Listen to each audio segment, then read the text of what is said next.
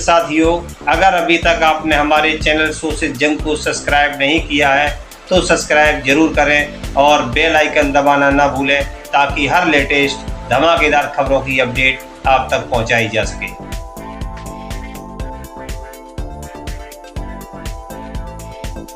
जिसको लेकर कि ये बहुत प्रचार करते थे, अब वो बात खुल गई। फिर ये लोग हमें और आपको सबको वैक्सीन लगवा रहे थे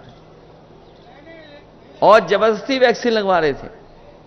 हमें लगता बहुत कम लोग होंगे जो हमारे जैसा फैसला लिए होंगे कि वैक्सीन नहीं लगवाएंगे। हमारे जैसे कम ही बचे होंगे। तो मैं तो डॉक्टर ने मना की होगी तो एक तो हमने नहीं लगवाई। अब तो बात खुल गई ना। और सोचिए कंपनी को क्या कहना पड़ गया। कंपनी ने खुद हाई कोर्ट में कहा कि हां, इस वैक्सीन के बाद लोगों का हार्ट अटैक या हार्ट संबंधी बीमारियां बढ़ी हैं। अब सोचिए जिनके घर में सर्टिफिकेट होंगे, जो वैक्सीन के सर्टिफिकेट आप लोगों ने रखे हुए हैं, उसको देख करके आप वोट किसको डालोगे? आप बताओ। जब सर्टिफिकेट दिखाई देगा तो कोई भी भारतीय जनता पार्टी को वोट नहीं दे सकता। अलग तरह की चिंता डाल दी मन में कि पता नहीं कल क्या हो जाएगा।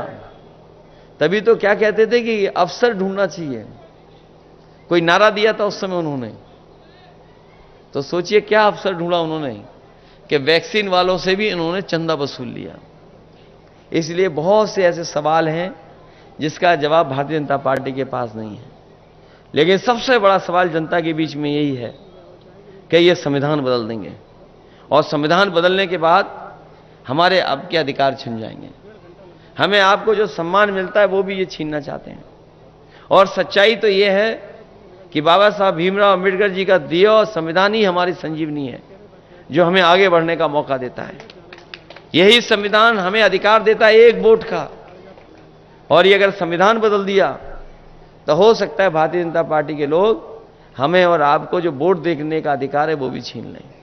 इसलिए जहां मतदान के लिए आप जाएंगे वहीं सावधान रहेंगे और सावधान रह करके अपने बूथ की रक्षा करने का काम करना। क्योंकि इस समय चाचा यहां ज्यादा समय नहीं दे पा रहे हैं। उन्हें भी चुनाव लड़ना पड़ रहा है और लड़ाना पड़ रहा है।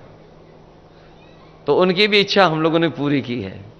तो कम से कम 1 लाख से ज्यादा का जिताने का काम करना है, क्योंकि यहां की विधानसभा जिता सकती है।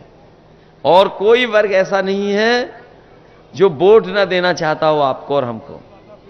अगर थोड़ा बहुत हम लोग उनसे बातचीत कर लें, बैठ जाएं और उनको समझा ले जाएं, तो मैं समझता हूं हर वर्ग के लोग आपके साथ इस बार मतदान देने के लिए तैयार हैं। वो खुद महसूस कर रहे हैं महंगाई, बेरोजगारी और तमाम चीजें, क्योंकि इतनी महंगाई कभी नहीं हुई जितनी इस सरकार में हो गई।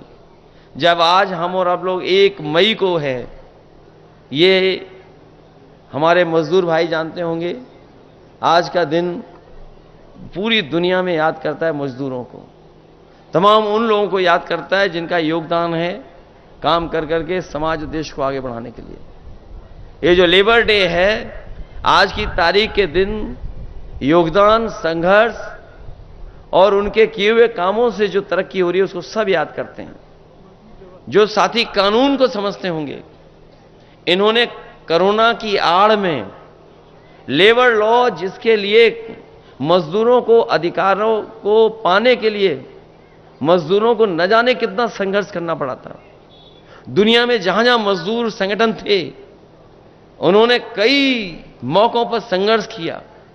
न जाने कितनी बार उन्हें पुलिस से झगड़ा होने की वजह से जाने गई, जाने खोई।